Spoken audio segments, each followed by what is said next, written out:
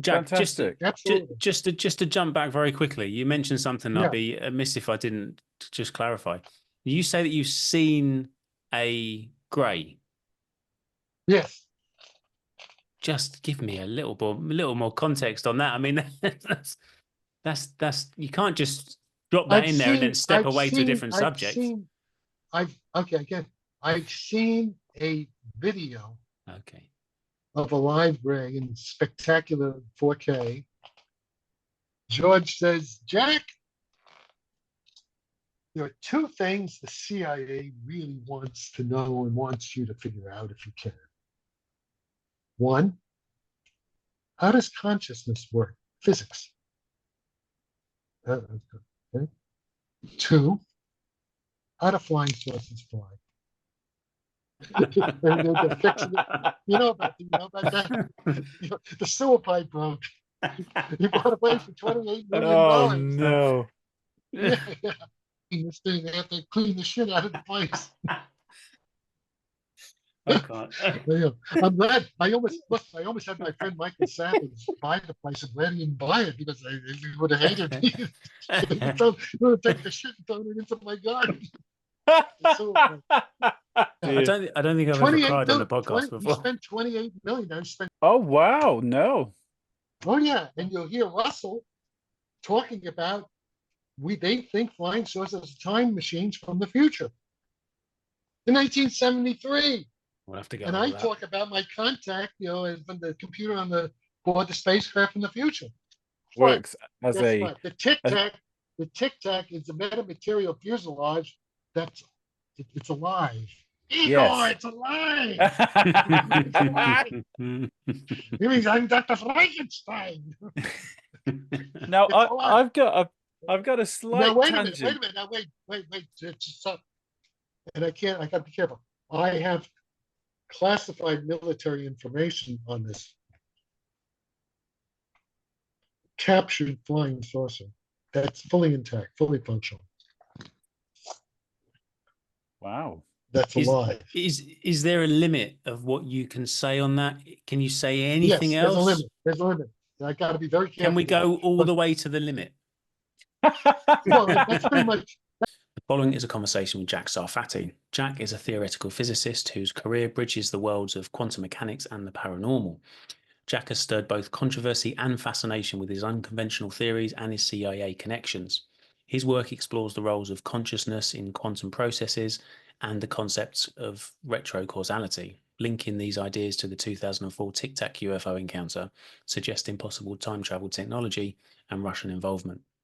We discuss everything from David Grusch, Russian Psyops, advanced technology, a live grey alien he saw in 4K footage, and a discussion on how it was recovered and the accents of the Special Forces soldiers who recovered it, as well as detail of a recovered UFO he's aware of that exhibits consciousness that only opens if it likes you. These autonomous, conscious, artificial intelligence drones that sometimes have little greys inside. We discuss it all. Over 2 hours of raw footage overall, with nothing off the table and a man who wears his heart on his sleeve and absolutely no filter, unapologetically open and blunt. A fun and informative conversation we are happy to share with you. If you like this video, please consider liking, sharing and subscribing. And now, the following is a conversation with Jack Sarfatti.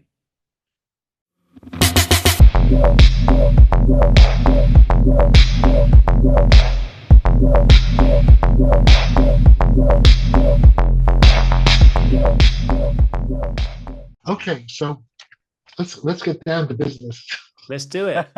Okay, well, look, Jack, I'd love to sort of learn where it started. And we'll come on to some science stuff later on if that's okay. But like, where did your interest in the science, in the phenomenon, in UFOs, has that always been there, or was there something that happened? It was always there since I can remember. And now this is interesting you asked that, because now looking back on it, in hindsight, and again, iffy, but for years, maybe when, say, 4 or 5 years old, I used to have a sense that there was something watching me. Especially, I thought, A lot of the contactees have that. I remember I had that. I called them the monsters. But kids that age. But I remember at a very early age, maybe preschool, 4 years old, 5 years old, thinking about time and thinking about the future. And I would try to picture myself. How would I be when I was 10 years? And I had some sense of numbers then. How would I be 20 years old, 30, 40, back into the future. So I was always obsessed with that. All right. And also my father is kind of interesting. My father's kind of a mystic guy. And I remember it must have been right around, I think it must have been right after the World War II, because I was born in 1939. And I remember he came one day, he had an MG. I'm talking the first, the ones like in 1946, with the old, maybe it was from the 30s, who knows? And they had, open MG, and he took me riding in the MG, and I remember it was blue, and I got sleepy, and I remember I slept in the bed. There was not like an open trunk, just put, I guess it was, but at one point we went. It was in the evening, and we went to Prospect Park, a big park, sort of like Hyde Park in London, and with a lake, and when you take the boats out, there's a big shell. They had a concert, and they were playing. I think it was probably Wagner, Wagnerian thing. My dad's rowing, and I'm in the back of the boat, and he says, "I am an old soul." This is my father speaking. "I am an old soul. Your mother's a young soul." And then he said, he says that I'm going to be the new Einstein. I'm like 5 years old, 6 years old. I remember it. And then, he also said that when he was born, this is very interesting actually. When he actually wrote about it, it's actually written about these articles.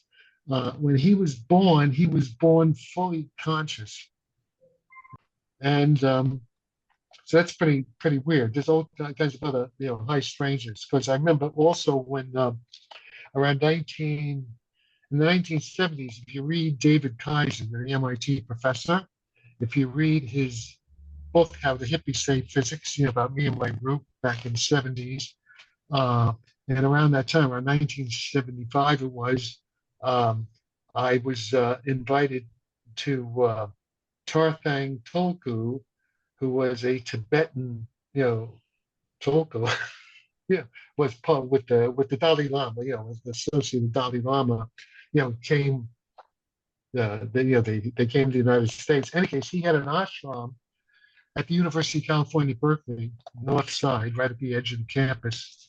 And I was invited there to give a talk, on all this strange stuff back then. And my dad was with me, so my father was with me. And I walk into this place crowded, all these new age people, and the Tartang is up like on an elevated, the way they sit like on a throne sort of thing, and people, it's all the Buddhists, but all these Tibetan Buddhists, all that stuff. Now you get the scene, and I walk with my dad, and it's very funny what happens. They connect, Tartang, the Tulku. I'm getting chills actually. Tulku and my father connect, and Tartang tells my father to come up and sit next to him in an empty chair. This is pretty weird. Okay, sit next to an empty chair, like it was ready for him. I was going to bring him, right? And then Tartang says to my father, "You are to stay with me for 2 weeks." My dad stayed with him 2 weeks because he went to other. This is pretty weird, right? Okay. And in fact, there's an article written about it. You can see it. It's quite. I'll send you. But my father was born in a cave outside of Saloniki, in Macedonia, Greece, in 1914, during World War I, when I think the Turks was kind of like Ukraine now. The Turks were bombarding the Ottoman Empire, right? the Turks were bombarding the Bulgarians are fighting the Turks. I guess they were the Ottomans. The Ottomans, ruled Macedonia at that point, right? So, so the people, the civilians had fled to the hills. There were caves in the hills, to escape the artillery bombardment. And so, this is like years later. I have my aunt Esther's older sister of my dad. And Esther said, "Hey, your father, he was always crazy. He's always nuts." And so, my sister was maybe 8 years old back then, and my father was a baby, and I guess, but old enough. I guess, there for years, like old enough. But oh yeah, he was entered, but he was able to talk. They spoke Ladino, because they were originally Spanish Jews from Moorish Spain in 1492, when Isabella and who's Isabella's husband, when they threw the Jews out of Spain. Some went to Greece, some went to different places, Amsterdam, Italy. Some of my family were in Italy, and so my father says, so they speak Ladino. Ladino is a mixture of 15th century Castilian Spanish with Hebrew, the way Yiddish is German and Hebrew. And my father, this is my Aunt Esther telling the story. I think my first wife was there. We were visiting. Yeah, I was up at Yale, Australia. This is when I was I was at Yale Summer School in dynamical astronomy. This was summer of 1960. And we were out in Bridgeport, Connecticut. My dad was in Bridgeport, Connecticut. And with Esther, taking care, he had two sons. His wife, his second wife, had died. But so, and Esther says, he kept saying, "Yo quiero agua, yo quiero agua." In Spanish, that means I want water. So it's right up, it's like a Bible story, right? Esther brings him, a thing of water, and that finds a baby, and he said he's fully conscious, right? And he drinks the water, and he spits it out in disgust. Dad spits out, and he says again, "Yo quiero agua, yo quiero agua." So Esther's telling the story. She's kind of a simple person, and then my dad says, "I was thirsting for the spiritual waters, and you brought me the material waters." Okay? Now, so what do you make of that? I mean, so, and then, the Tibetans recognized him as one of them somehow. And my father spent a lot of time with these Tibetan guys, and also the Hindu. He said, a bunch of, this is the 70s in San Francisco, in the Bay Area, New Age, and a lot of these ashrams. He would go to all the ashrams. He had studied comparative religions, all that stuff. He was really into this stuff more than me. I mean, because I'm only half old soul, the rest also young soul. Okay. That makes a bit more sense then, because within about 10 years you went from riding in your Jaguar with Richard Feynman to studying Uri Geller, so I can understand how that was a smoother transaction. Yeah, well, that's but yeah, it was a Feynman. That's just, let me tell that story. It's a good story. So it's 1963. Right, I guess this was before, right before the Kennedy assassination. I guess around October. And I was at I was pulled out of Cornell. I was doing some graduate work in space sciences at Cornell. I had been an undergraduate there too, let's see, was it 60? Yeah, 63. Let me get this straight. Yeah, they had to be 63 because I was also working with Lenny Susskind on stuff at the Newman Nuclear Lab. In any case, these defense contractors just came to Cornell. It was supposed to be a summer job, and they offered me. This is 1963, right? So they offered me $1,000 a month, which like back then, that's $1,000 a month. 1963, it's like $6,000 a month now, right? And so, go to Newport Beach, California. Fort Philco Aeronautic Lab. It's the big defense contract, aerospace. And so I won't go into all detail. In any case, I was there. I decided, since I was making all that money, didn't want to go back to Cornell right away, so I extended my stay, And so, but in the course of that, and I had this Jaguar. I had a 1959 Jaguar XK150 black convertible with knockoff wire wheels, white leather interior, from Hollywood Sports Cars, Beverly, in the Hollywood Sports Cars. And I bought this car. Okay. And I was also with a bunch of guys. One of the guys, a Greek guy. We're living in Laguna Niguel, making all this fucking money. And this other Greek guy, he had like a '63 XKE convertible. It was on the Jaguars, right? And so I used to go up and I used to hang out with these Hollywood starlets. I was 22 years old, 23 years old.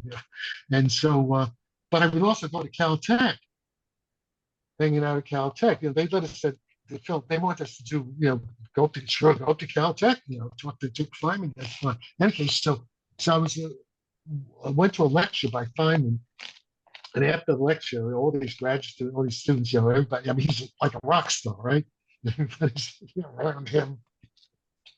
Adoring.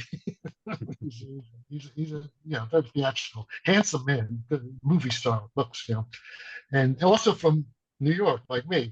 We had the same accent. Okay, and then so he finished. I remember he started superfluid helium, which I was interested in. In fact, my thesis was about superfluid helium, sort of based on what I heard Feynman's, and Feynman helped me with my thesis back later. I used to go to his office. This is like about 5 years later. So that's how we met. So in any case, so Feynman finished and he says, "Oh, my car is in the mechanic. My car's in the garage. I need a ride. Can somebody give me a ride?" And so I said, "Yeah, I'll give you a ride." And he heard my Brooklyn accent. I sound just like him, right? so we walk out to the Caltech cabin, and he sees my car. He sees the car. And he says, "Forget the garage." Top down. He said, "Let's go for a ride." I said, "Okay." And I was right. So he says, "Yes, sir, wherever you want to go."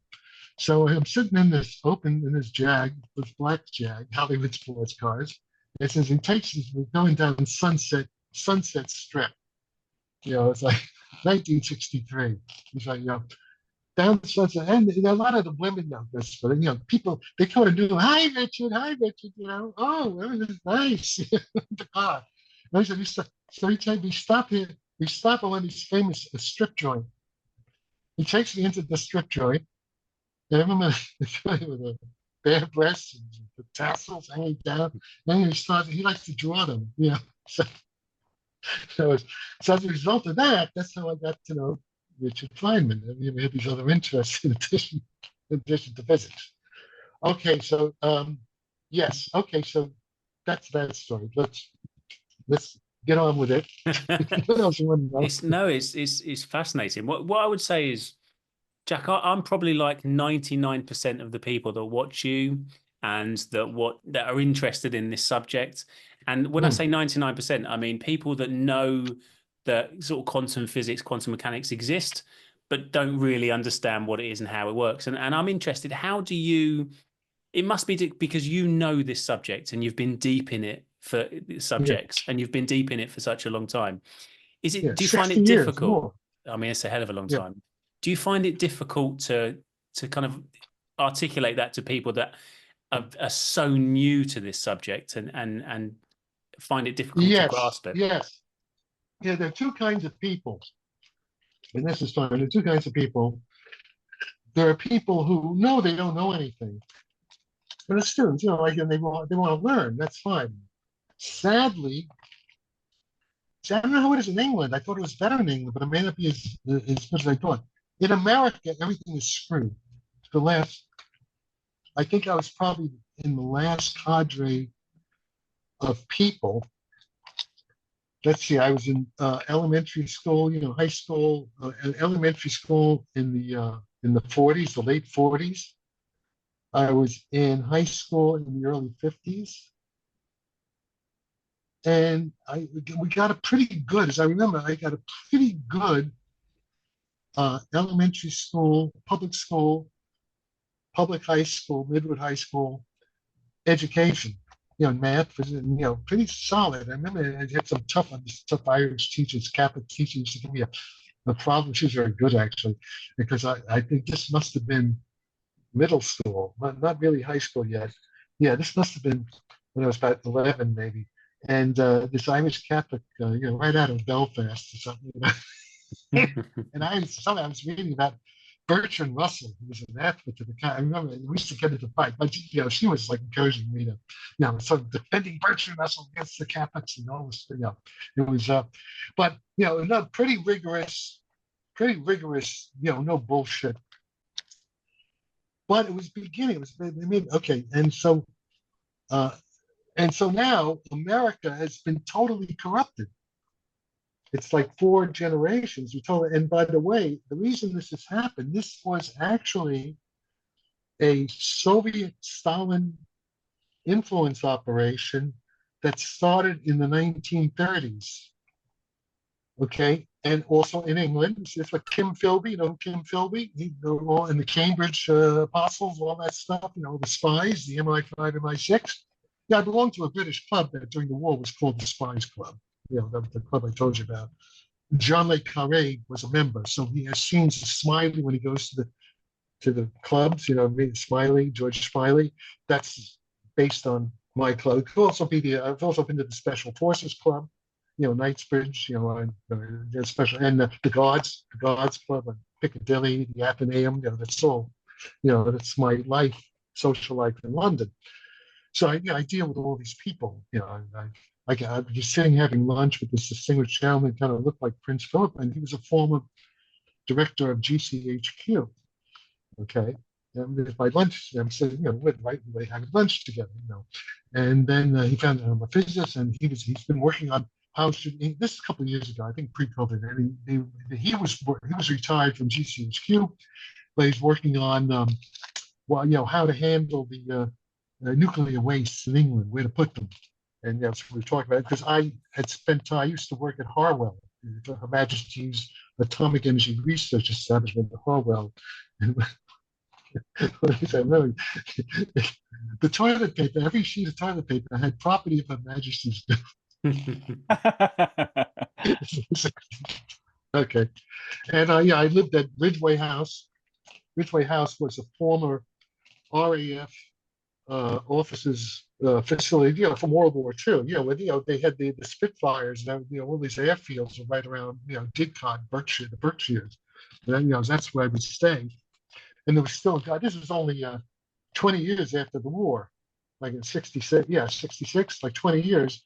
And a lot of the guys that were there, some of the guys, they were older men who were there from World War II, in the RAF and MI5 and who had stayed and were working now at the British, at Harwell, which is like Harwell was kind of like Los Alamos, or like I guess like Livermore, the Livermore lab up here, the nuclear weapons lab, that kind of thing. So okay, what were you asking me? I'm having my Biden. If I suddenly wander off somewhere, it's okay. So I'm actually 3 years older than Joe.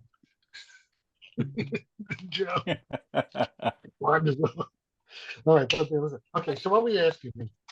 I guess the question really was: do you find it difficult communicating? Yes. It's almost impossible. It really is almost impossible. Yeah, I know. Now I'm back on track. Okay. And two kinds of people. Now, guys like you who just generally want to know. We try to do it. I mean, all the people, all my peers who try, who are on public TV. Feynman did it very well. As back then in the 60s, there were videos of Richard Feynman. You can go listen to Lenny Susskind, who I used to work with briefly. Lenny Susskind at Stanford. There are all his videos. He's a little bit boring. He's a little bit slow, a little bit boring, but he's very smart. But you get it. If you stick with Lenny, but it's pretty high level. You have to know some math. I'm trying to think who does this guy, Neil Tyson, all those guys, they don't know. And Brian Greene, he's okay. but a lot of them, water it down too much, and also very hostile to UFOs and all that, and paranormal. There's that whole thing there. And then there's the second group of stupid assholes. I mean, I'm an asshole sometimes. I'm from New York, we're like assholes from New York. And but these guys who think they know what they're talking about, but they're so stupid, they don't know that they're being stupid. I mean, I don't have much patience for them. By the way, Richard Feynman is similar. Richard Feynman's kind of my hero, role model, since having spent a lot of time with him. Yeah, without I don't want to hijack the conversation onto just Feynman, but I watched some of Feynman's talks specifically, and whenever he mentioned UFOs, he said, "Look, good science is being able to put your hands up and say, I'm wrong. This is a better opinion, and I'd love to believe in UFOs. I've just never seen any proof." But do you think if he was around now, he would have kind of followed? No, and also he may have been lying. Okay, yes. He may have been lying because of classification.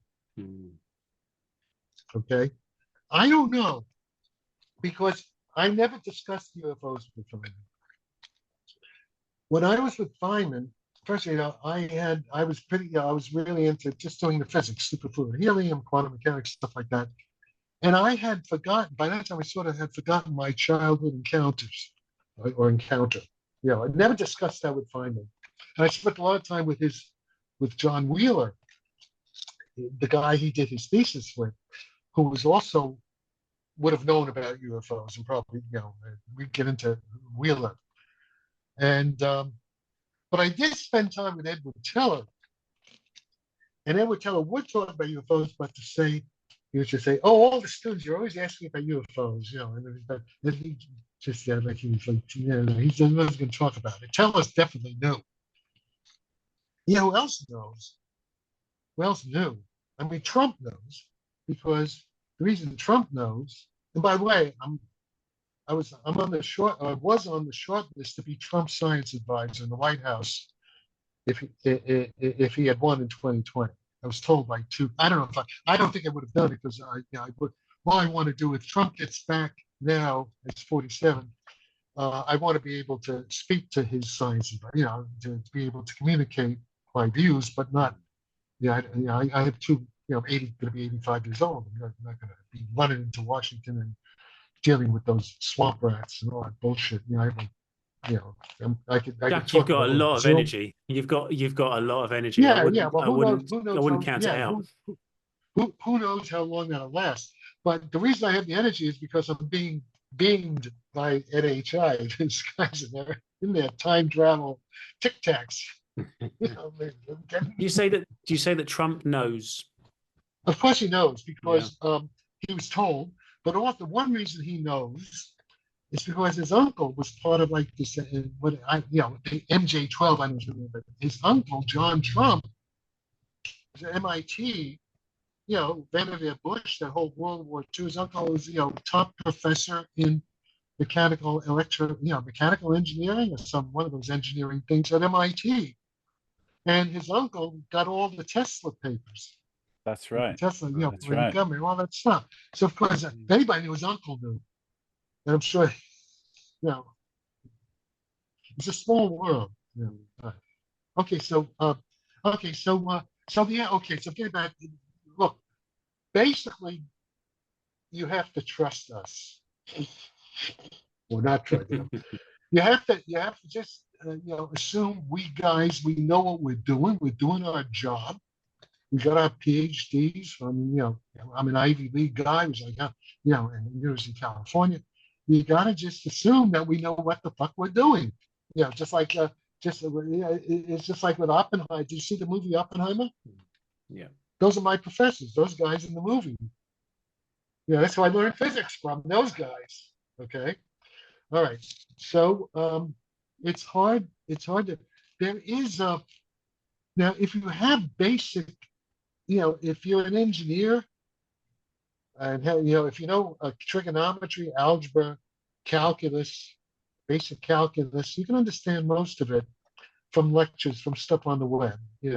But Again, I would say Lenny Susskind, look at all the Feynman stuff. Lenny Susskind, what else is good? There's a lot of, it's Sean Carroll. Lex Freeman has talked to some of these physicists. He should be talking to me about, Lex, has a big blank spot. And he should be talking to me about all this stuff. But Jack, just to sort of jump in, that's kind of that was one of my questions really, is that I followed you for a long time. I know Tom has as well, and I sort of studied you, and you've always been there in the kind of background of my understanding of the phenomenon, and one of the names, one of the faces. But it seems like, and perhaps I'm wrong, I don't know, but just from my perception, it seems like other scientists, physicists, etc., are kind of, they're the go-to people in a lot of the videos and podcasts and interviews and TV shows and news and stuff. And it seems like, and I wonder if you've got an opinion on it, but it seems like you're lower down the list. I'm thinking, well, Jack, like your knowledge and your experience is huge compared to a lot of these people. Probably one of the best. So do you have a take on why that is? Why you're... Yes, I do. But can you name some of the people you're talking about, and I could comment? So I'll give you an example, and it's just probably from people who appear quite prominently in interviews around the phenomenon and the subject. So people like I don't know, Hal Puthoff and Travis Taylor with TV shows, and those kind of people that are kind of linked in some way, perhaps to the stars. Yeah. Okay. Well, partly it's politics. America is, as you know, polarized. Right now. I got. Sadly, I have to talk. I can't leave politics out of it because everything we're talking about, we tacitly assume that the situation is stable. You know what I mean? But it's not stable. Nothing's stable right now. None of us we may have a nuclear war in the next week, 2, or probably say before the election. There's a high probability that we'll have a nuclear war, and then hopefully we won't. Or at least, what's happening in the Middle East? It's all escalating now. Netanyahu wants to have a war, wants to pull America in, and England's already going, for it. England does whatever America tells them to do. And sadly, that's bad.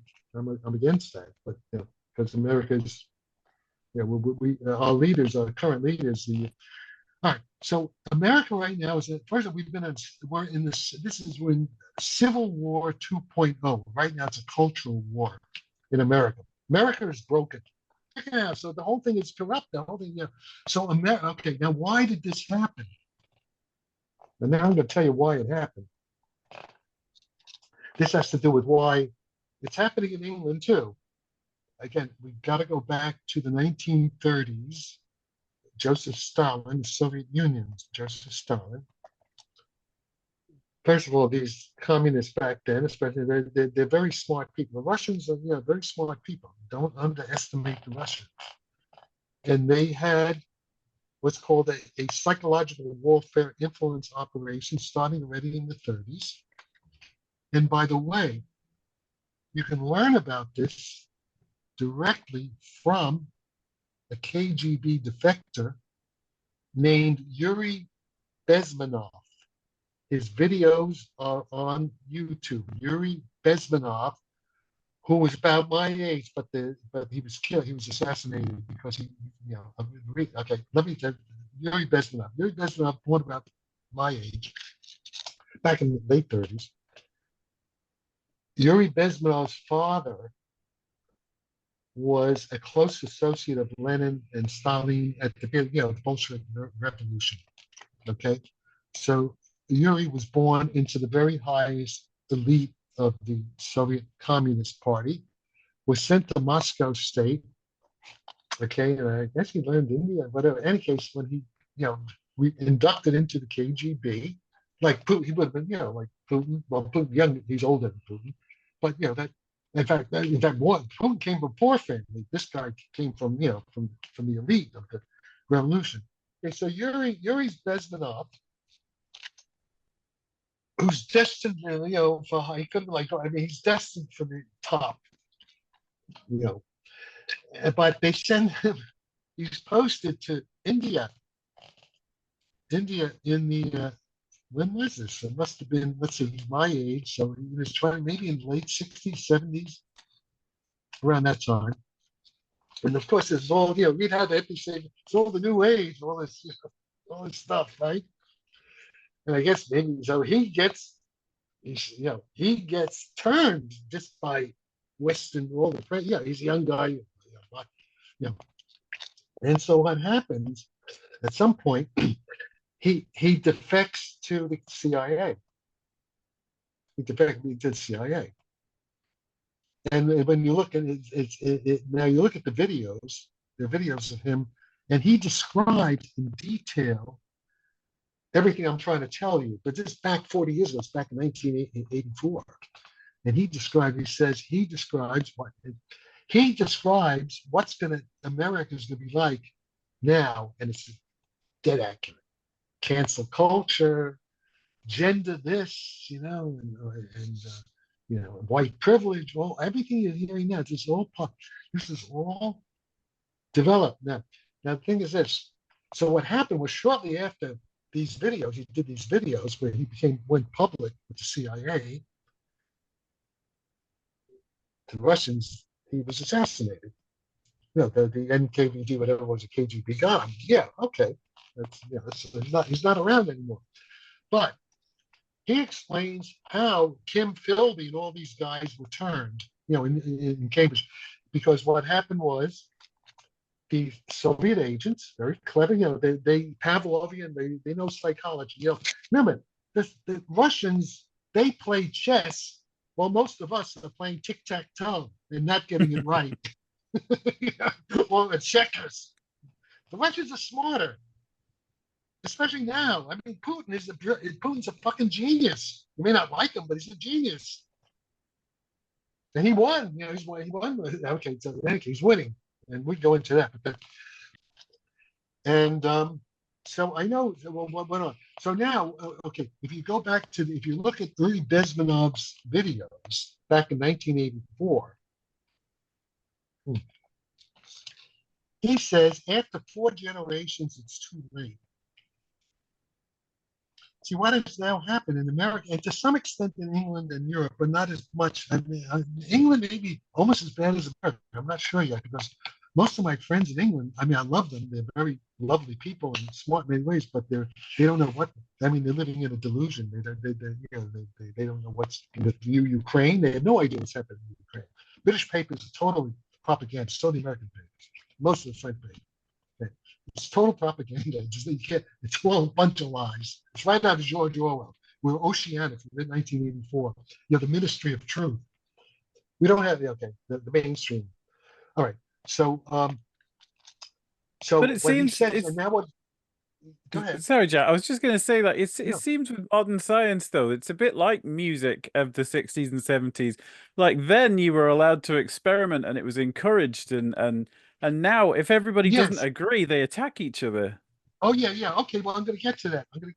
Yeah, I'm sort of trying to get to that. It's a complex story. So what's happened now, and why did the neocons hate Putin? Why did they create this Ukraine war? Why do they hate Putin? Because they're all communists themselves, but they're all old style. They're all from Stalin and all the old.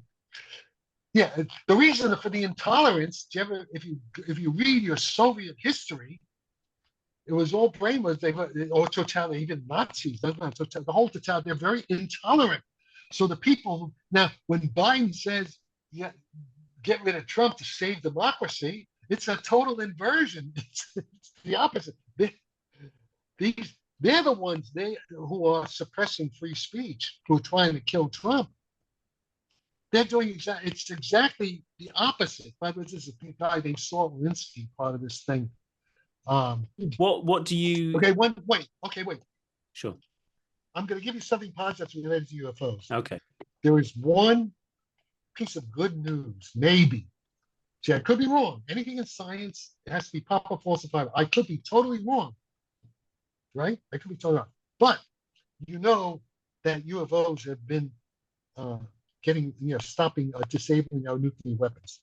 Yeah. Rendlesham and all that. So you know about that, right? Who's the guy? There's a good book was written. I forget his name at the moment. It's with an H. Has written, UFOs and Nukes. Yeah. Yeah, you're aware of that, right? Yeah. You're aware that best case scenario is that the reason the UFOs are here, the reason all these close encounters that the Navy's been having, is because they're time travelers. Get the physics. It's all time travel. That they're here to prevent a nuclear war. That they will stop what I'm talking about from happening. Okay, that is positive. That's best case scenario. Yeah. Worst case scenario is that I'm wrong. Well, let's hope you're not.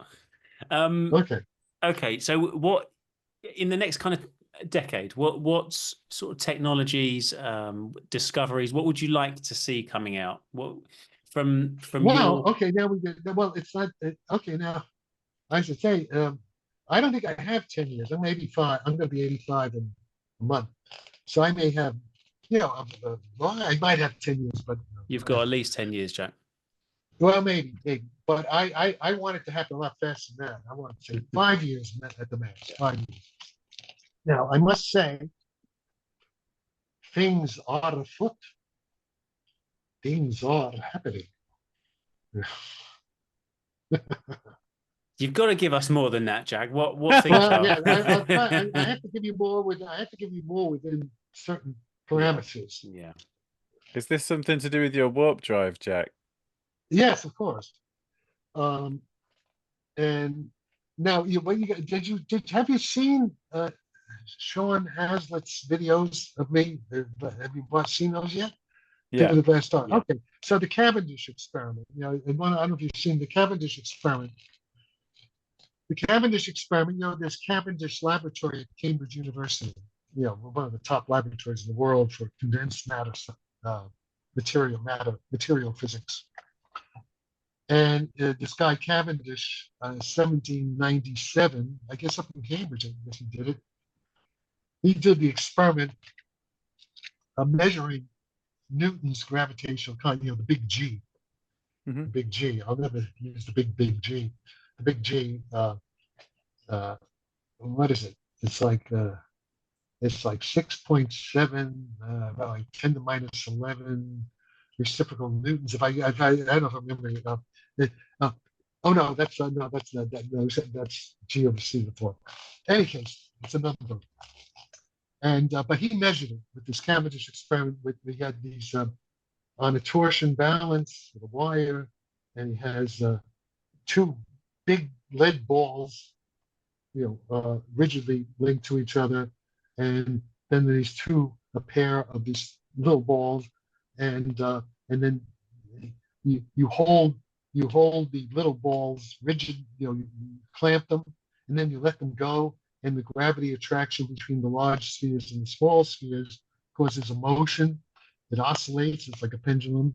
It's a torsion pendulum. It oscillates, but because of friction, it damps down and it reaches an equilibrium, which depends on Newton's law of gravity from the 17th century, right? And so he did the experiment, and people, kids, they do it in schools and stuff like that. They did the experiment, and so from that, you can actually measure Newton's big G, the big constant for the strength of gravity. Okay, which is pretty weak, but all right. So now, in the course of working on warp drive.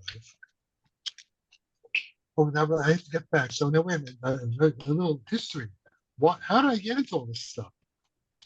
What's coming next? What are we going to see in the next decade? Well, all right. Well, okay. All right. I wanted to go back until you were back, but okay. What's coming? Okay. What I'm hoping within the next few months is that I will be able to report the new version of the Cavendish experiment, which I've made a prediction how it's going to work. And if it works the way I predict, very simple experiment actually, just melting iced water in these big spheres.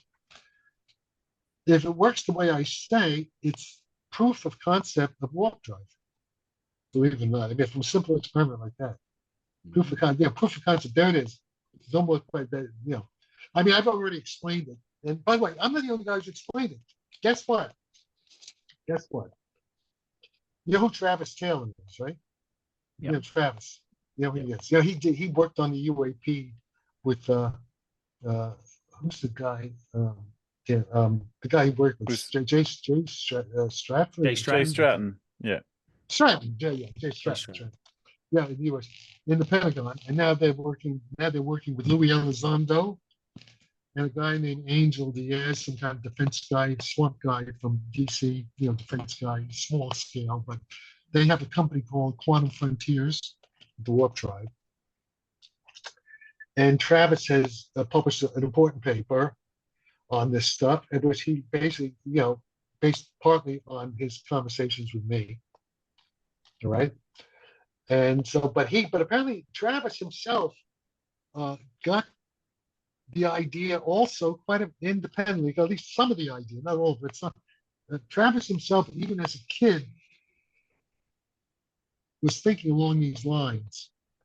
And so was I, because I think we're both contactees. You see, we're both all this information being fed to us, okay? It's all, And also there's another guy named Ray Chow, a big professor at Berkeley. He's also got the idea. So I'm one of at least three that I know of, including myself, who have sort of gotten this idea, okay? Although I'm the only one who really explained it in detail, Travis to some extent, but after. All right, and so if this experiment works, then it's a done deal. There's no, I mean, it's like 100% proof that what I'm saying, what Travis is also saying, is the explanation. So we understand it perfectly. I mean, the physics of the do you know about the Five Observables? Yeah. Elizondo? Yeah. Okay. So all that, it's a piece of cake. It's simple. It's easy to explain it. In terms of Einstein's, Newton and Einstein, gravity, a little bit of quantum mechanics. It's any smart physics major at a good university can understand it and can figure it out. Really, it's not hard. It's obvious, but understanding it is different from applying that understanding in a laboratory to make the materials and then scale it up. It's like one thing. Again, I like to say, in the 1930s, Lise Meitner, Jewish woman physicist in Berlin, discovers nuclear fission in the lab. Okay, and from that point on, every physicist in Germany, America, every physicist understood. Bang! That means we make a nuclear bomb in principle, atomic bomb. Even Hitler understood, because Werner Heisenberg told him. And by the way, I was at Werner Heisenberg's Institute in Munich for several weeks in 1966. Okay, I knew Heisenberg personally after the war. All right, it's the same thing now. We understand the UFOs. People say they're just stupid. They're incompetent. They don't know what the fuck they're talking about. And unfortunately, that's a lot of people. The people who you listen to, Puthoff and these guys, they don't know what the hell they're talking about.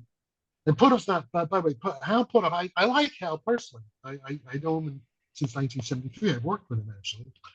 And Hal is very good on certain things. I support some of his work. Don't get me wrong. But he's not a theoretical physicist. Hal Puthoff's PhD is in experimental laser physics from Stanford.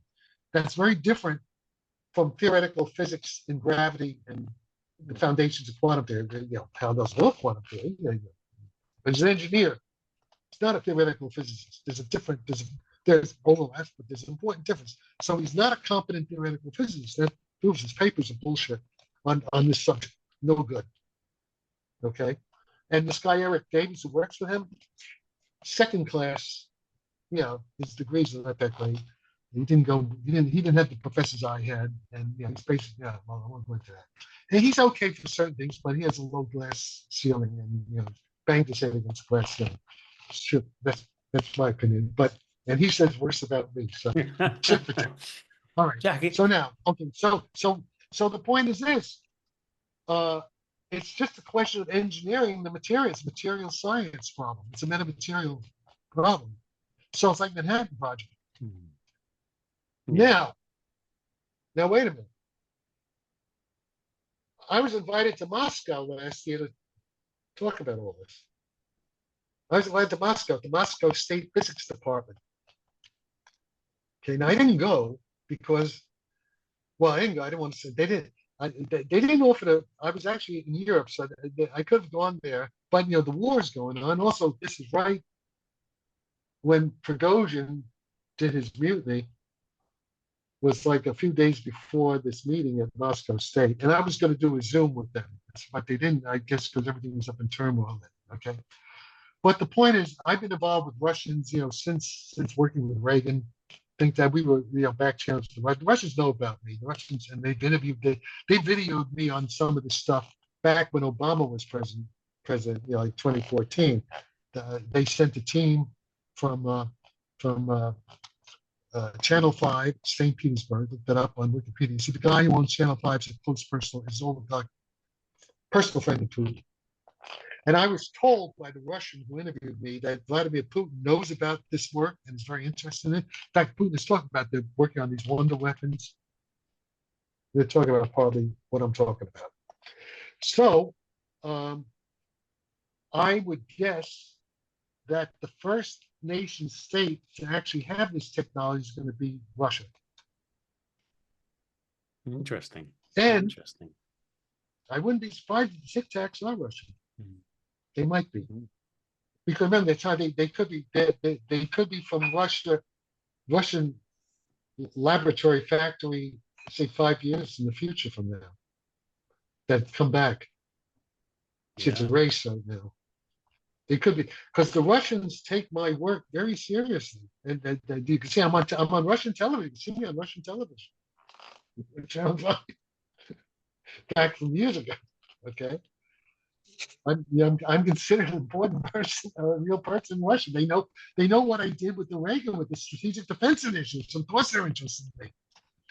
And they were interested in me when I was, and I forgot to say, I spent 1973, I was at the International Center for Theoretical Physics in Trieste, Italy, under Abdus Salam. And at that point, this is the Cold War, this is in the 70s, right? 73, 74. But this was under UNESCO and the International Atomic Energy Authority. This is where I spent almost a year eating with Russian physicists. Yugoslavia. I went into Yugoslavia to the Nuclear Institute in not Dubrovnik, Ljubljana, and Marshall Tito. So I met a bunch of Russian physicists then. So of course the Russians know who Jack Sarfatti is, and then it's documentary proof. You have to take my word. I mean, it sounds like I'm not bullshitting. This is all true. And I happen to know that the United Arab Emirates and the Saudi, what do you call that fund? That $1 trillion fund they have. BRICS, all that stuff. But they have this fund, sovereign fund. Sovereign funds, yeah. Yeah, the sovereign fund. The Saudis have been checking out all this stuff. They're not stupid people either. Okay? Because the Saudis, they also want to diversify into all these different energy things, right? And also with all this bullshit, climate change is all bullshit. Electric cars. Sorry, Elon, but you're wrong about the electric cars. And you're also wrong about using rockets to get to Mars. You don't need rockets to get to Mars. You need gravitational warp drive, which control the gravitational field with small amounts of energy using metamaterials. That's it. Okay, so right now we are in negotiation with the Middle Eastern big bucks. Friends of mine, I'm an advisor to I might as well say it. I'm an advisor to a company called Texas Space LLC in Dallas, Texas. Okay, the guy in charge of that is a young man, well, about 40. How old are you guys? 30s? How old 40. It's very kind. 42. 40. Oh, you're 40? Okay. Oh, well, Juan Faria. You should actually interview him. Juan Faria is about your age, 39, 40. He Hispanic American, born in a border town in Texas, like considered the poorest town in America, shanty town. Although his grandpa was as important, there's the whole story. He can tell you the story. But so at, I guess at 17, 18, he joins the Marines. 10 years in the Marines, 3 tours in Iraq, Afghanistan, combat kid, and then he gets out of the Marines, and they send him to San Diego State. Well, I used to be a professor actually years ago. San Diego State. He's one of they have a program there in Homeland Security.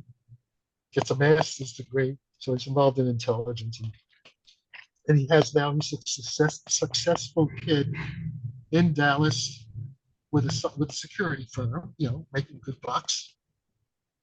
And one thing but he is a protege of Congressman Pete Sessions, Texas congressman, whose father was William Sessions, was head of the FBI, I guess under Nixon, something like that. And Pete Sessions had him, guess what? Had won the David Grusch, the congressional hearings, right? If you look at the video, you'll see Juan in the back. Juan's sitting there with George Knapp and all these guys, sitting right in the back there. He's there. He was there representing the congressman. Plus, the Republican Party, he ran for Congress. They're setting him up to be for bigger things because he's a handsome kid. He's a beautiful wife, and he's a Marine vet. He's like J.D. Vance, right? He's like another J.D. Vance, but he's Mexican American. Okay.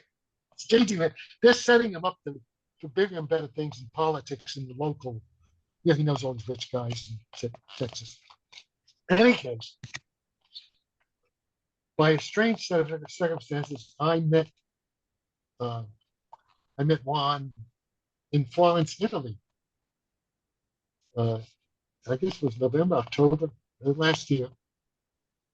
I was giving I was at a UFO meeting. Guess who was also on the but Gary Nolan, Gary Nolan, right? Mm. Gary Nolan, Soul Foundation. Gary Nolan was there on Zoom. I was actually there. And I get a phone call, and Juan happens to be with his beautiful wife, Stephanie, in Florence, and that's how I met them. And Juan is a Marine, can-do Marine. And you want to take that hill? We'll take the hill, right? Okay. So as a result of all this, he already has his own business, quite successful, with a lot of big clients in security, in cybersecurity, and all that stuff. With a whole network of people, these young guys in Texas. And so he decides to set up this company called Texas Space LLC.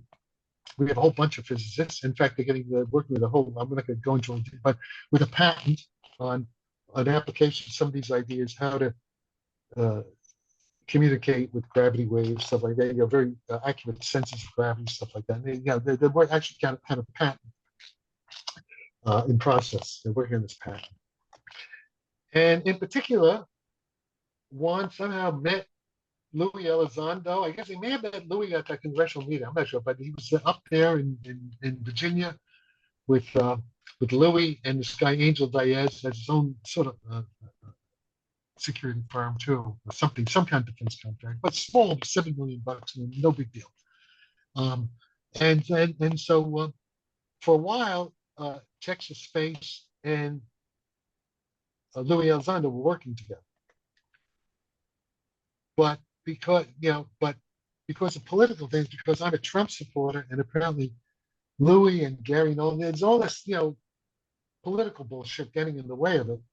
So there was like a splitting apart. And now it's come together again because it turns out Travis Taylor, Quantum Frontiers, there's only 4 people. It's Jay Stratton, it's Angel Diaz, and it's Louis Elizondo and Travis. Travis is the only physicist.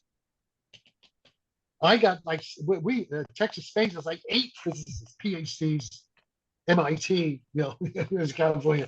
We got like 8 physicists. Much stronger. I mean, Travis is by himself there because the other, I mean, Jay Stratton and does Louis. They're not scientists. They're spooks. They're intelligence people, right? They're defense contractor people. They don't know physics, push physics. That's very interesting though, because to the Stars Academy initially. Yes.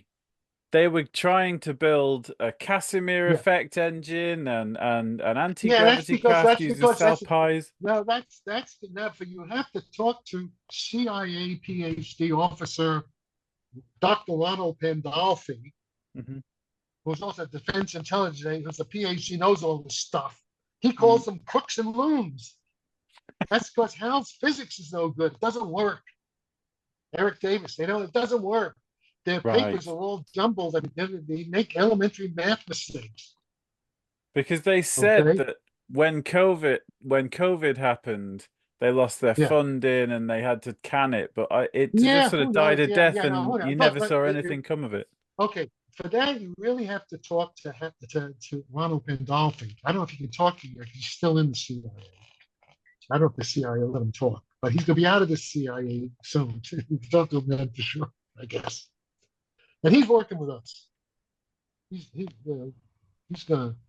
Jack, you're destroying our chances of half of these guests coming on the podcast ever in the future. They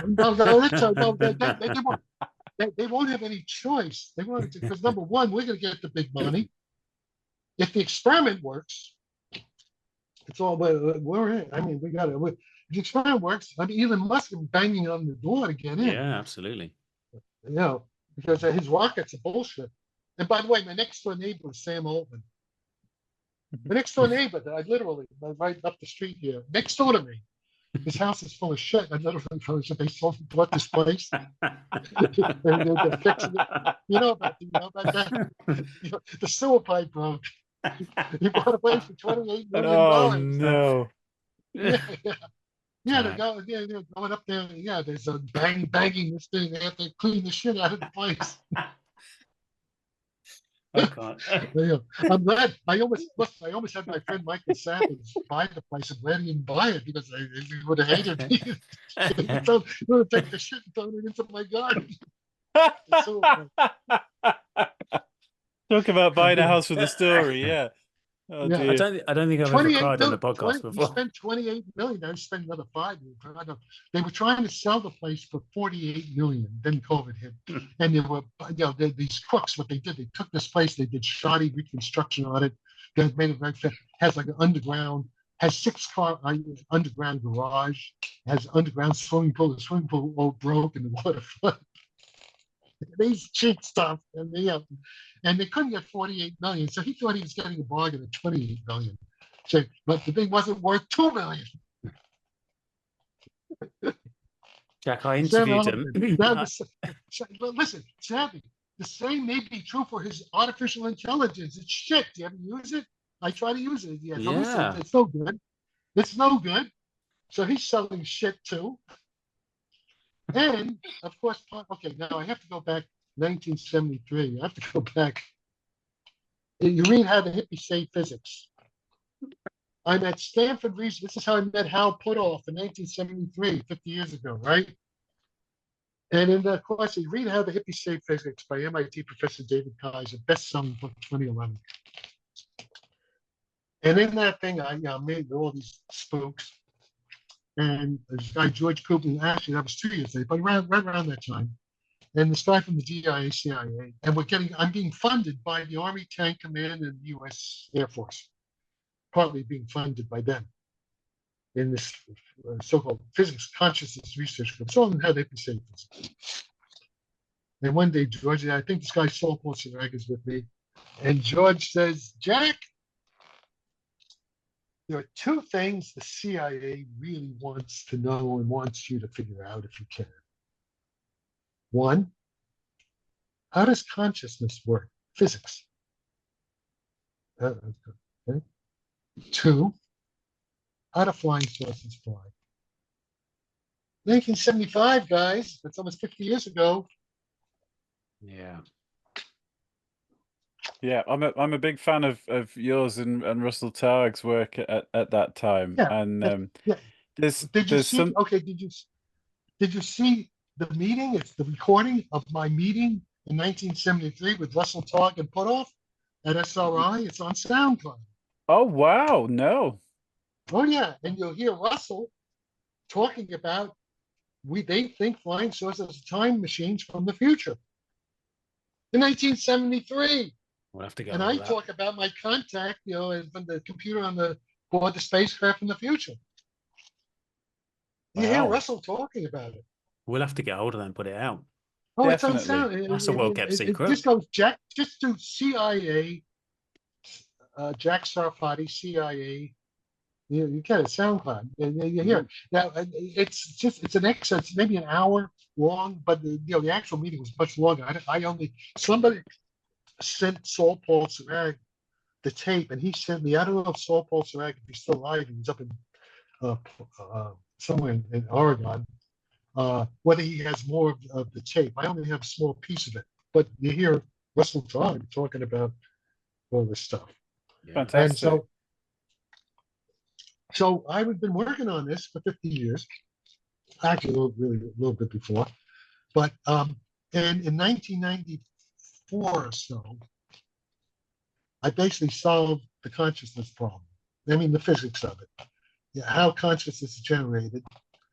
And I gave a talk about it at Tucson at the Stuart Hameroff conference in Arizona, University of Arizona. And there's an article that came out in December of 2023 by a guy named Pavel Pilkin, a famous guy like Stuart Hameroff type guy, cognitive guy. He's in Helsinki and in Sweden, and he published a paper. You see it online. A paper, the brain as a quantum measuring device, and he goes through all the Hameroff, Penrose. He goes on, and section 7 is a beautiful, popular, without math summary of the Jack Sarfatti explanation of consciousness in terms of the David Bohm, who worked with Einstein's interpretation of quantum mechanics. Okay, explains it. There it is. And so from that, we know how to make conscious computers. Mm-hmm. Yeah, I'm not going to pretend to be to be smart enough, but like standing on the edge of the sandpit, if I'm right, that's how you explained how remote viewing you can access information in one direction without it going in the opposite. Yeah, in time, everything Russell Targ says it does not violate physics. It's called, about Lenny Schustein. Ever see this thing? ER equals EPR? The world hologram, the world is a hologram simulation, all that stuff. Yeah, we understand. It's using quantum entanglement for signaling communication. Now, they think that's not possible. In ordinary quantum mechanics, it's not possible. But ordinary quantum mechanics is only a limiting case of a more general. It's like special relativity is to general relativity. It's special quantum mechanics is to general quantum mechanics. And that's what you call post-quantum mechanics? Yes, post-quantum mechanics. And it has what's missing, the magic sauce that's missing. See, in quantum mechanics, you have waves and particles, right? Waves and the particle wave duality, right? In Copenhagen, in the standard thing that most people, the popular things you hear about, all these people talk about, they're talking about what's called the Copenhagen interpretation from Niels Bohr, who was always debating Einstein on this. And everybody thinks Einstein lost, but Einstein really won. Again, it's this, it's all this propaganda thing, even in science, it's a scope.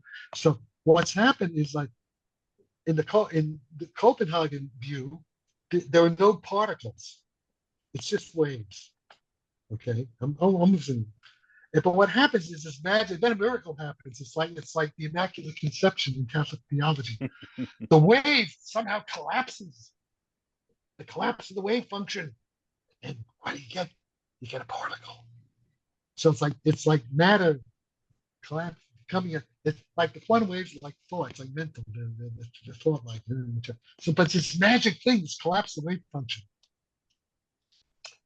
Well, David Bohm and Einstein, they don't like this collapse bullshit. They don't like that. Sounds too, it's a miracle. Yeah. And so David Bohm, who I worked with in London, by the way, I was at Berkeley in London in the when was that? Early 1970, So David Bohm, it's like 1950, 51, 52, right after the war. And David Bohm is at Princeton with Einstein, working with Einstein at Princeton. And David was asked to teach a course in quantum mechanics, at Princeton. And his lecture notes became, but he was totally into Bohr, into David Bohr, into the Copenhagen. So David Bohm's lecture notes at Princeton, 1951 or so, became this book, Quantum Theory.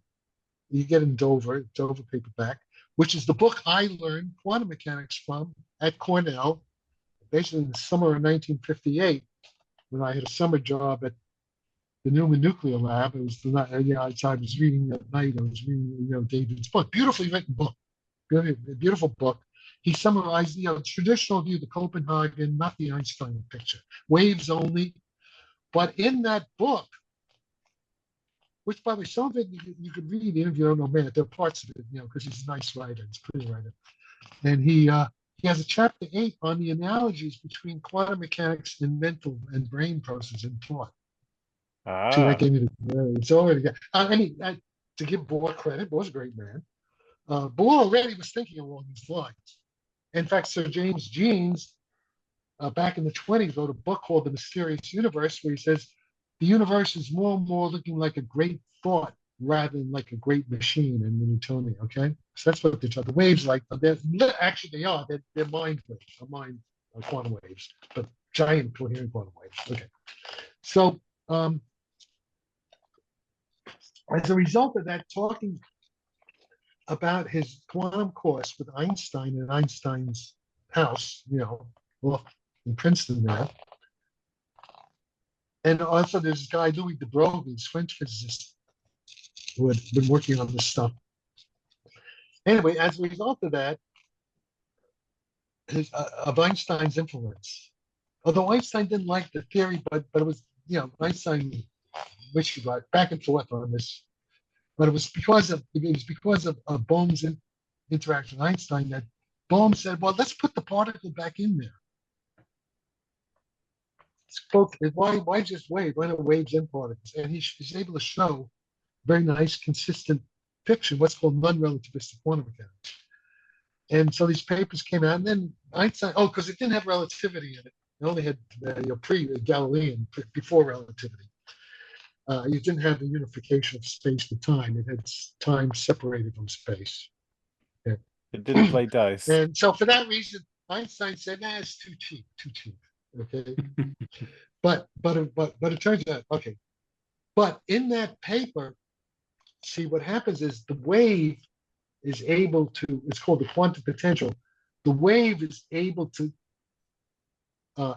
interact with the particle. So if the particle is moving along according to classical physics in a certain path without the wave, then the wave comes, the wave will move the particle off the classical path.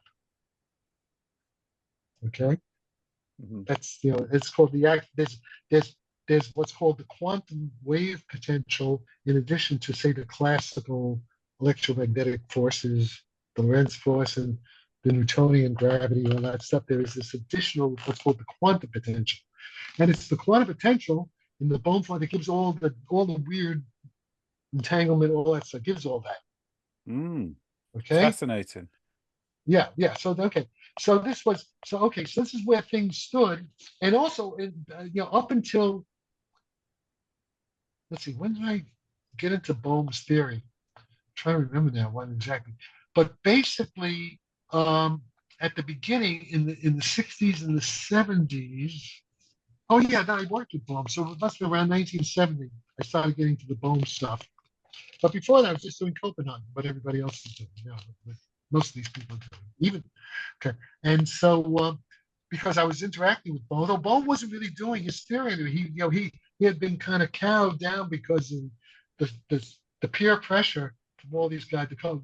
It's kind of like the cultural Marxists done with suppressing speech. There's a little bit of that in physics too, but not politically. It's just different interpretations of quantum theory, which is very controversial.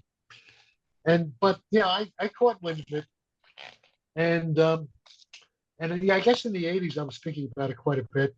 I'm trying to remember now because it's a long time ago. And then, yes. So then what happens? I'm working. Yes. So it's 1994. 1994 in San Francisco. I walk down by the San Francisco Ballet Opera, right by City Hall, Van Ness Avenue. There was this nice bookstore I used to hang out, a clean, well-lighted place for books. You can sit down and read, just pre-computers really. Well, and I'm walking there looking at the new books coming in, a physics book, and this book falls out into like my hand. It falls out. It's called The Undivided Universe by David Bohm and Basil Hiley. I had worked with the two of them at Berkeley. And by this time, Bohm had just died. He died in '93. So Basil finished, this is like the last, Bohm didn't even finish the book. Like part of it was finished by Basil Hiley, okay? And I open up the book, this page. See, this is the UFO. The download. Guys, right? Yeah, this is the download. The upstairs. There's a section about action reaction. See that the reason you cannot use entanglement to communicate, the reason you can't use it to explain telepathy or anything, remote viewing, the reason that doesn't work is because in ordinary quantum mechanics, the wave influences the particle, but there's no direct back reaction of the particle back on the wave. Actually, that's the same thing that Einstein in 1905 did special relativity equals mc squared, explained nuclear physics in the bomb. He couldn't explain gravity. You can't explain gravity with special relativity. You could try, but it doesn't work. Okay, so Einstein struggled for 10 years, struggling with this problem until 1915. I won't go into details, but what's missing from, it's just the same story all over again. This is what's so beautiful. This is quite beautiful, actually, quite beautiful. Special relativity has space, time, and matter. In special relativity, space-time determines the motion of matter. So space-time acts on a particle. It's called a geodesic. And when a free particle, no forces there, just a free particle, say an empty space, moves along what's called it's Newton's first law of motion. Newton's first law of motion is that a free particle with no forces on it will move in a straight line in Euclidean space, straight line at constant velocity, no acceleration. Technically, in modern terms, it's called a time-like geodesic path. It's generalized, okay? So, special relativity violated the action-reaction principle. In other words, the particle didn't act back on space-time. Einstein finally realized that's the missing thing that he needed. In other words, actually, every action has to be like equal opposite reaction in a more general sense, not just the sense of rockets and stuff going up. That's called conservation of linear momentum. Newton's third law is called action-reaction, but this is more generalization of that idea to other more bigger situations, not just conservation of linear momentum. Which is all Elon Musk's rockets are based on that. That's old technology. Yeah. Okay. So Einstein realized if you put the back reaction of matter on the space-time continuum, it's a space, that causes curvature. You're bending space-time. That's time travel already. Really. Yeah. You're bending space-time, and that bending of space-time from the reaction of matter on space-time is gravity. That's the gravitational field. Okay. Gravitation, real gravity. There's false.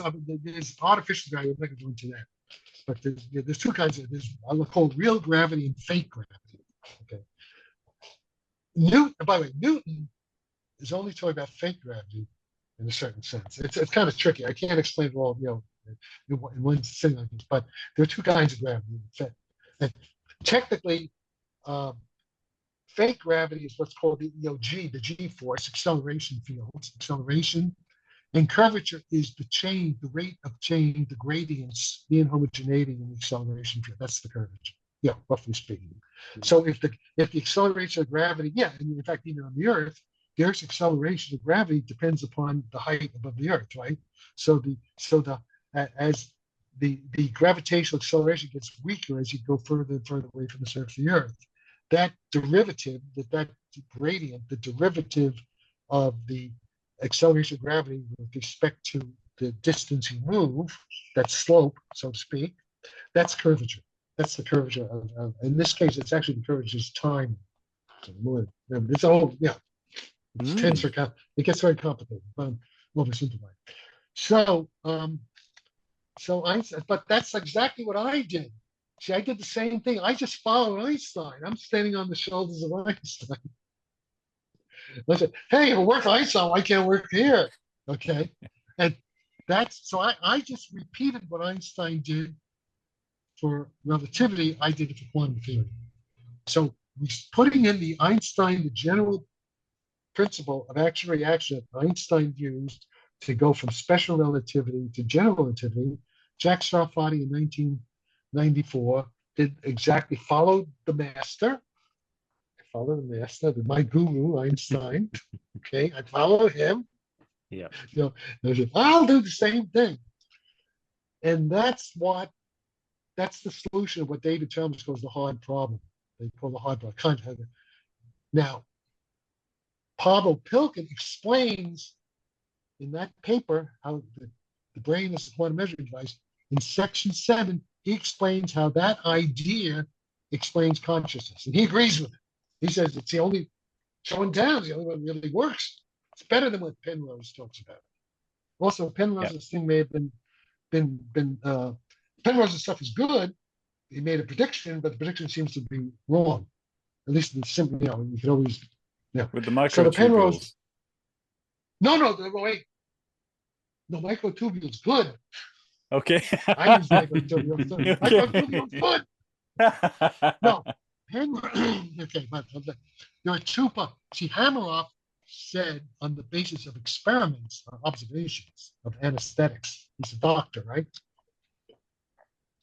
Hameroff says that the conscious qualia, now what the qualia are, they are the reactions of the electrons inside the microtubules against their quantum pilot wave field, the Bohmian pilot wave field. The change in the pilot wave field from the reaction of the electron is what creates our experience, because the quantum field is our mind field. It's just like a battery. It's like you don't get the Tesla standing with 1 million volts, and it's not being electric. It's the voltage difference that kills you, that electrocutes you, right? In the same way, it's the difference as the reactive pattern it's the changes in our wave function that we experience as consciousness. That's the basic idea. Okay, and he explains that Pavel Pilkin. That's the idea. That's the idea. But you see, so that works. So the microtubules. I want to use microtubules because guess what? Quantum computers. We get using nanotechnology. Using the Apple M3 chip, which is now in production, right? By an M3 computer, right? In the iPhone, what I'm claiming is we can modify that chip and make it conscious. Because that chip is an artificial microtubule system. Microtubules are metamaterials. So, they're metamaterials. They're organic molecular metamaterials. That's what they are. They're tubular metamaterials. Yeah, it's a lot of detail. I've heard you talk about the Tic Tac in this sense, in Yeah, that yeah. the Tic Tac Guess what? works as Guess a. what? The Tic Tac is the metamaterial fuselage that's it's alive. Igor, Yes. it's alive. It's alive. It means I'm Dr. Frankenstein. Now It's alive. I've got a slight Now wait tangent. a minute. Now wait. And I got to be careful. I have classified military information on this captured flying saucer that's fully intact, fully functional. Wow. That's alive. Is there a limit of what you can say on that? Can you say anything else? There's a limit. There's a limit. I got to be very careful. Can we go all the way to the limit?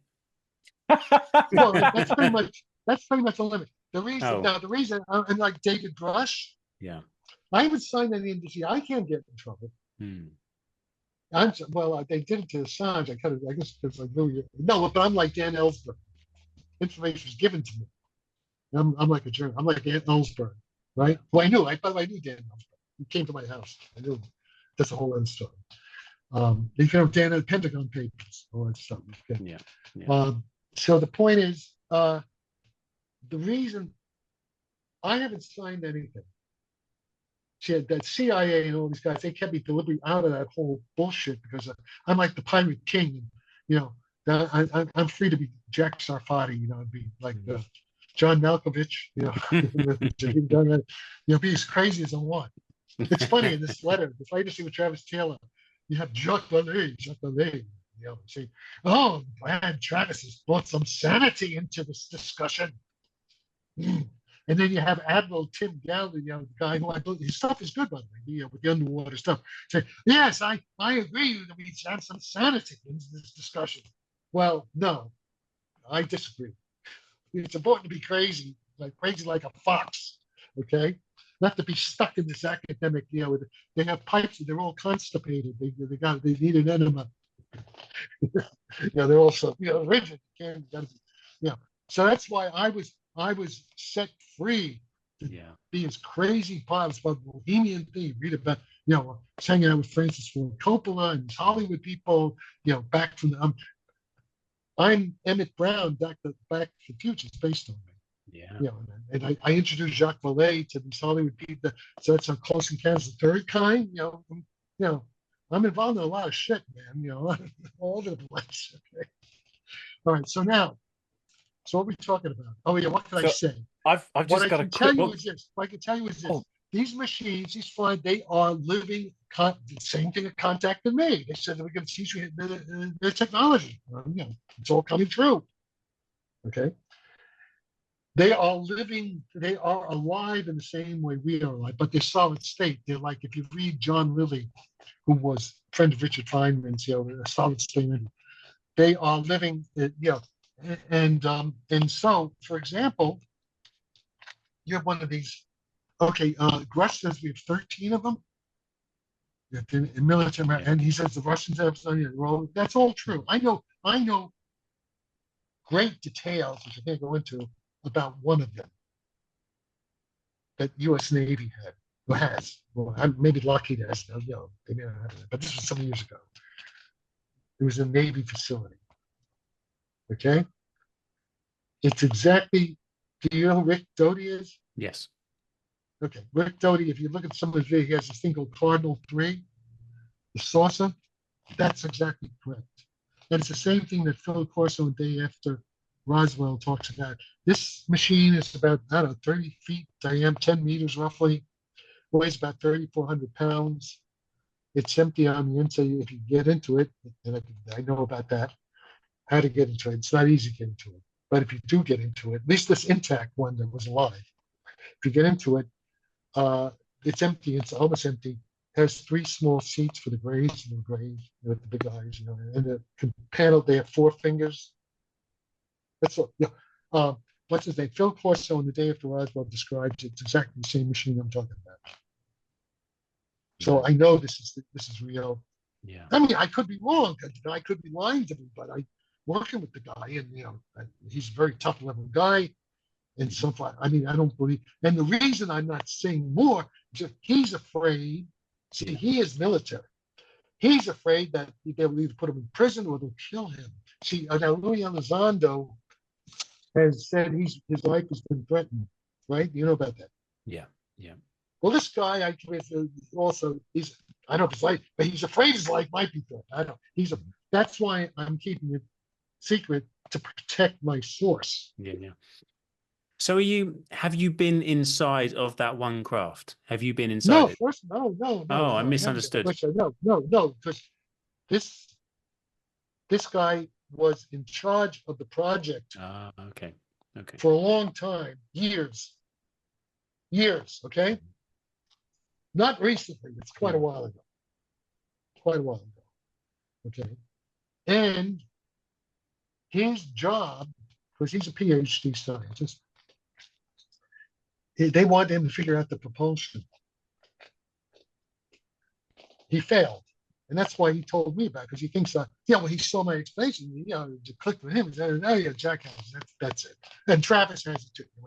Control K in G equals KT, big G equals K, big T is the stress energy tensor. Control K, you control the universe. That's time travel. Okay. And so, but what I can tell you is when the military tried to say they'd taken a acetylene torch, and they tried to, the thing was alive, right? So the things, you have to create a little anti-gravity field, so the flames just, they don't touch it, stays cool. But if it likes you, it communicates with you telepathically.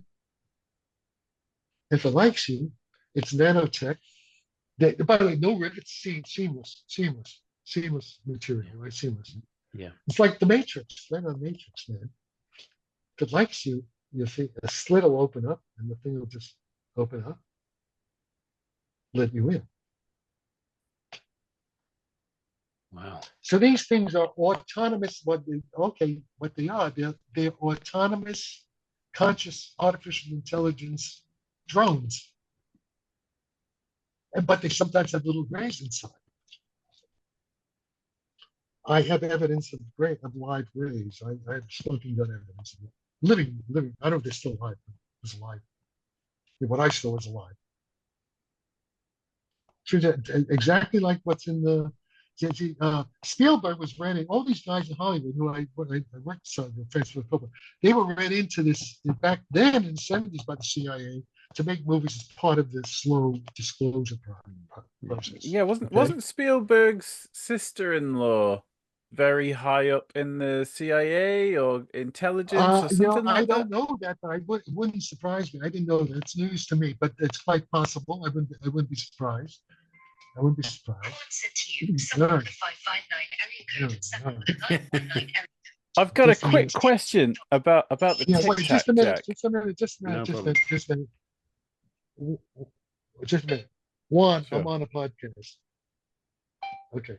All right. Sorry about that. I'm sorry, Jack. I just with your leave that in. Leave that. That was Juan Faria, the head of Texas Space LLC. Oh. Well, I'm honored that you put him on hold to speak to us. But all right, no, go ahead. So what were you saying? With your specialization in when you studied Uri Geller and consciousness and tying it in with quantum, there's a particular bit about the Tic Tac, and I've heard people talk about retrocausality. And yes. It knowing the cap point. Yes.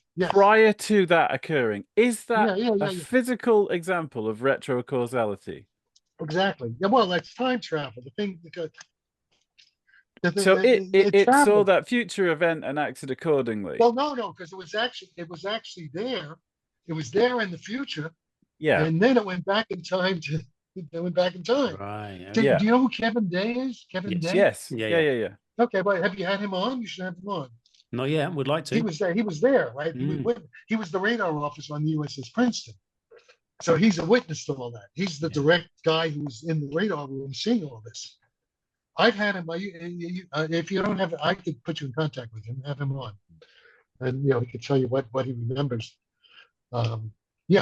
So that's all. Yeah, absolutely. Jack, Fantastic. just to jump back very quickly, you mentioned something Yeah. I'd be amiss if I didn't just clarify. You say that you've seen a grey. Yes. Just give me a little more context on that. I mean, that's you can't just drop that in there and then step away to a different subject. I've seen a video Okay. of a live grey in spectacular 4K. That's part of a classified military document, so it's vetted. It's real, with a military officer with the grey. Okay. I can tell you the grey was somewhat injured, was hiding. A cute little thing, actually. You could have it as like a pet. It's like E.T. come home. It's beautiful. Got it pretty right. It's a delicate thing. I mean, it's not. I mean, it's kind of, it looks almost like a reptile, very thin, grayish. But it has, like the bug eyes. It has, with the almond eyes. Kind of cute in a way, you get used to it. So, I mean, people like French bulldogs, you can like the gray.